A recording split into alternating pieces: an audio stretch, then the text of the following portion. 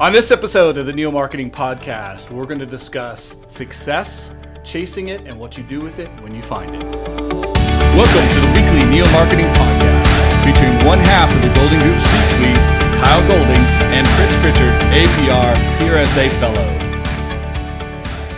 Hey, good morning, Pritch. How are you today? Good morning. Doing great, Kyle. How about yourself? Fantastic. I have an awesome topic today for the podcast. Yes, you do. Actually, something I discussed last week on my personal podcast, the Saturday Morning Hustle.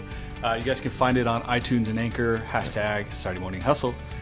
And here's the idea. It's two parts, and I'm really interested to have a conversation between the two of us because we've had very different career paths. We're in different places in our careers now, which I think would be helpful for the audience. Here's the proposition. Yep. What is the definition of success, and what do you do with it when you find it? Right.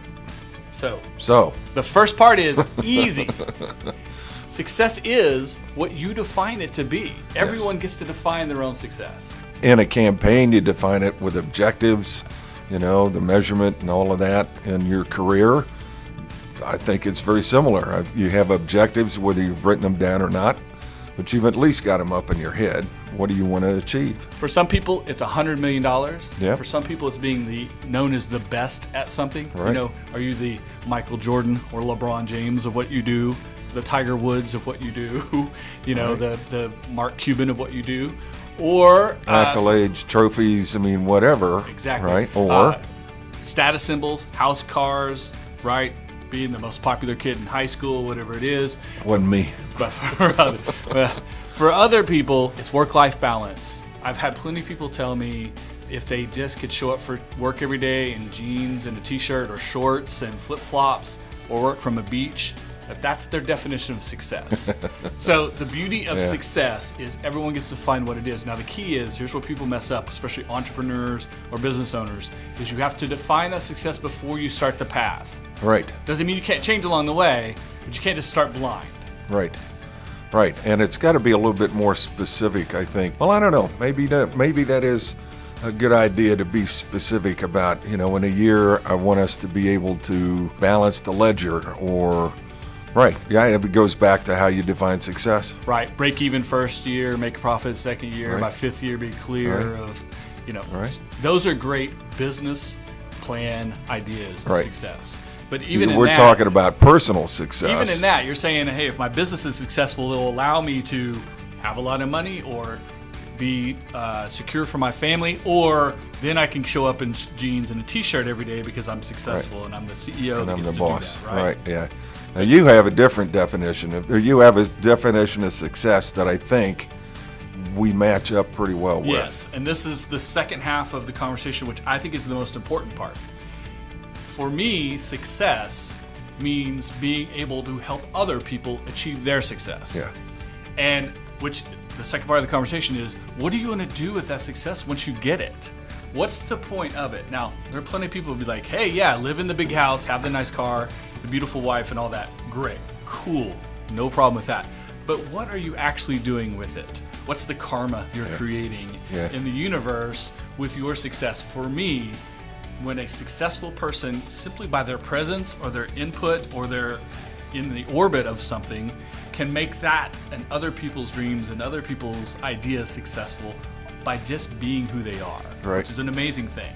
Well, you mentioned the lunch with Warren Buffett, $650,000. Yeah, two guys bid $650,000 for a charity. For charity. To have lunch with Warren Buffett. I also read recently that the actress who plays the Dragon Queen on Game of Thrones, right, Khaleesi, that there was a charity auction for her that Brad Pitt was driving the bidding on it because you get to watch an episode with her. He was driving that. Now, obviously, he's a successful guy. Right. He can raise a lot of money for charity. Right. And that was for charity, too. So these individuals, by getting to watch an episode of Game of Thrones or have lunch with Warren Buffett because of who they are, Right. raised money for charity. That's an amazing thing to me.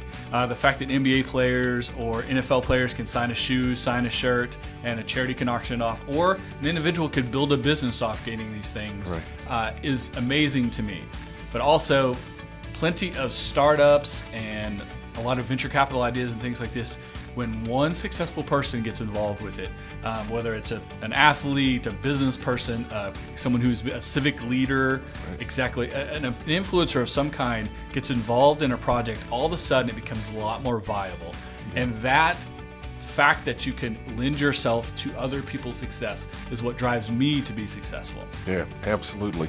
And in a similar nature, what I define success as is how are the students that I'm teaching today doing in the business world? Are they sought after? Are they on a successful trajectory? Do they have the right skill sets? Do people say, wow, that young professionals from the University of Oklahoma, we want more of them. The definition of success for a college professor, right, is absolutely the lineage of your students. Well, one would hope, yes. Sometimes that's not always the case, but yes, it's similarly, it's helping them succeed in their career, right, helping to contribute to society, because that's what public relations does, helping make the world a better place, and they then define success the way they want to. My hope is that part of that success I have is inculcating that same kind of a give back to society feeling in them as well. Yes, we want them to be financially successful, but successful as human beings as well, right? Yeah, absolutely. Here you go, folks. So we come back to it, circle back, and remember, Pritch and I have completely different career paths. Pritch started. Boy, howdy.